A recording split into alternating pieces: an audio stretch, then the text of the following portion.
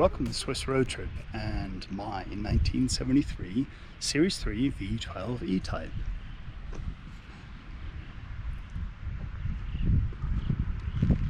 Such a gorgeous car up here in the Swiss Alps. That view down the bonnet is just fabulous. I'm going to show you around today and I hope you enjoyed the video.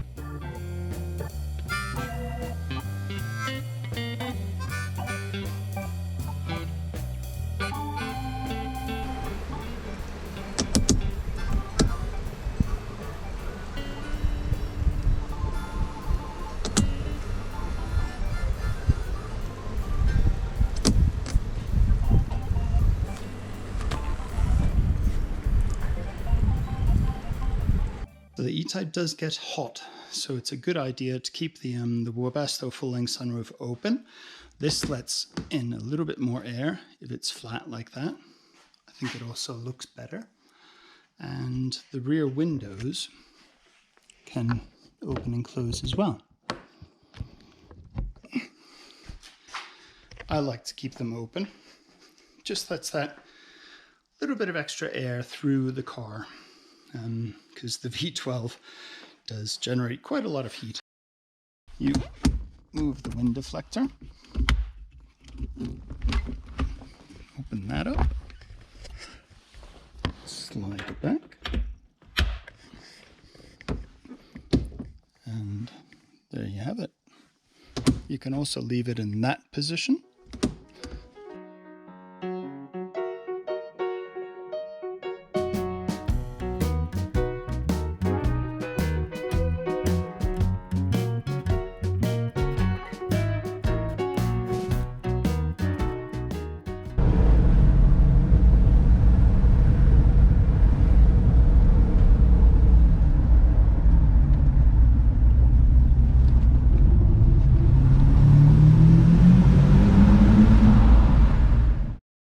So one of the issues for me is that I'm 6'5", so being that tall, the Series III E-Type is helpful in the sense that the wheelbase is 5 centimeters longer than the Series II.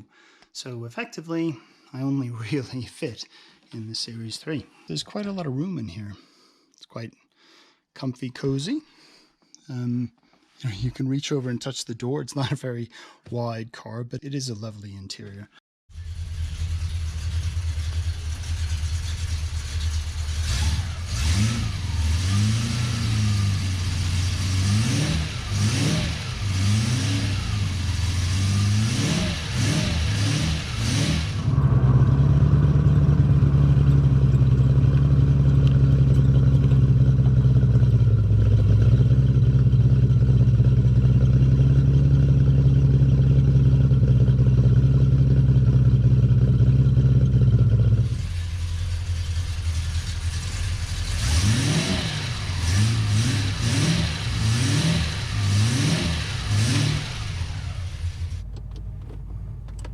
So what's it like to drive an E-Type? Well, I'll tell you, it's a glorious experience just looking down that bonnet and enjoying the world around you.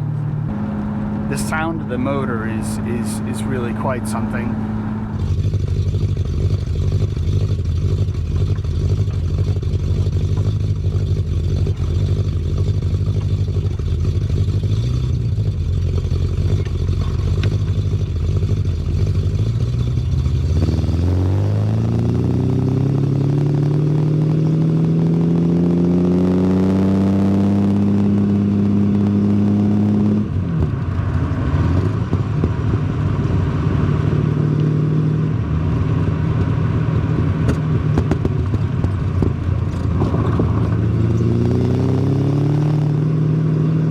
This is a warm start on a 1973 Series III E-Type. I don't know if you can hear that, but the fuel pump goes in the background.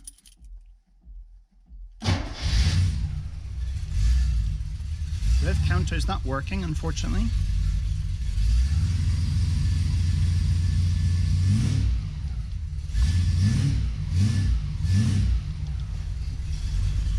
I'll show you what it looks like from the outside.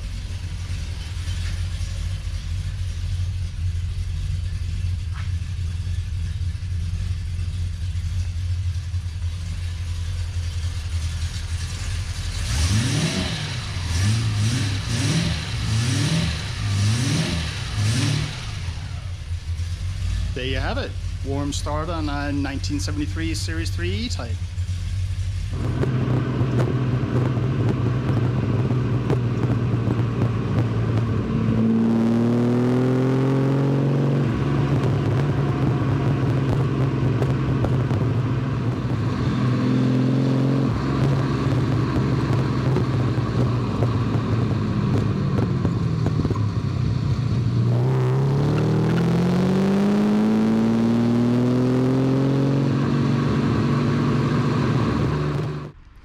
And there's the beautiful view down that gorgeous bonnet.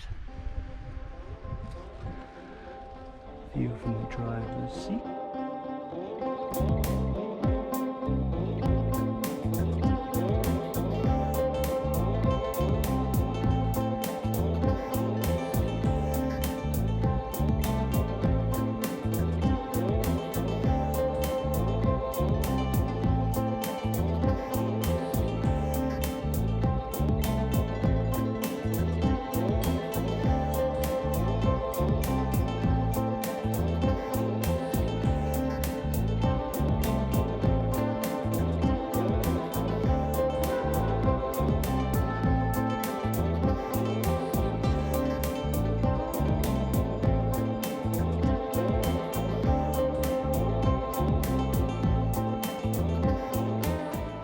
To open up the rear tailgate, you flick that switch, push that forward.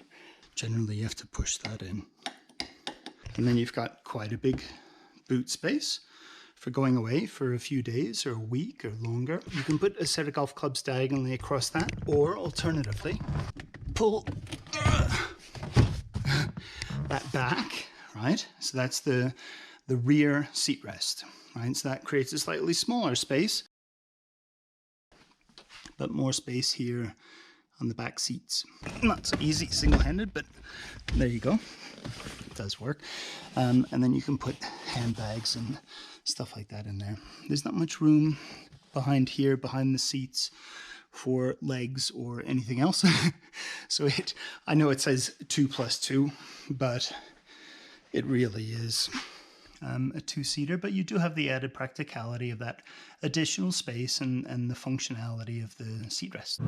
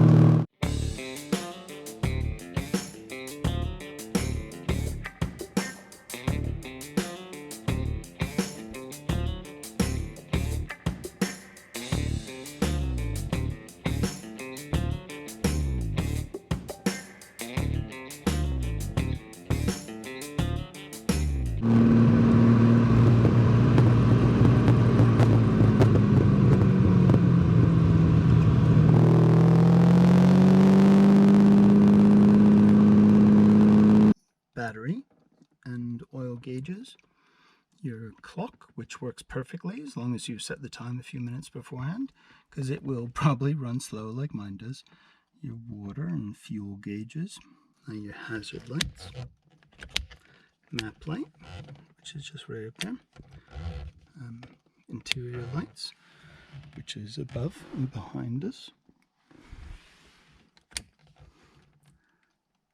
panel lights, which are quite dim, but they are on. Headlights, wiper, slow and fast. It's only got 2 speeds, which is a bit annoying. Washer, fan,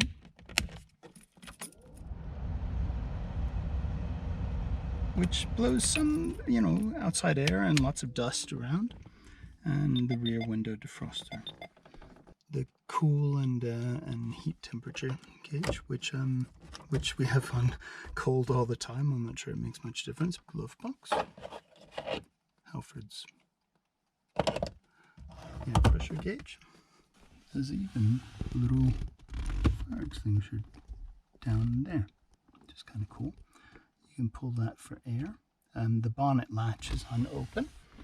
Choke, different levels that you have for cold, hot, and run. Once it's up and running, then you turn that off.